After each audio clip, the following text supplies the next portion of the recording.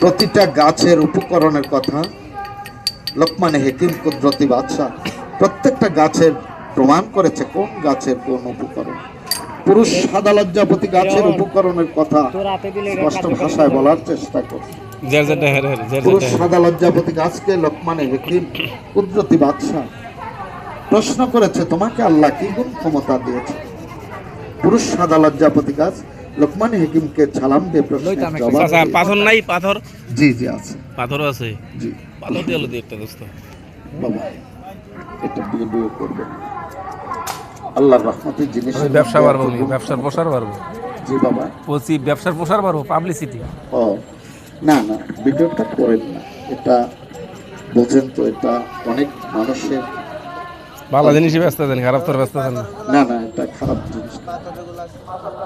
পাথরের আংটি নাই, পাথর এমনি পাথর আছে আল্লাহর রহমতের জিনিসের মধ্যে।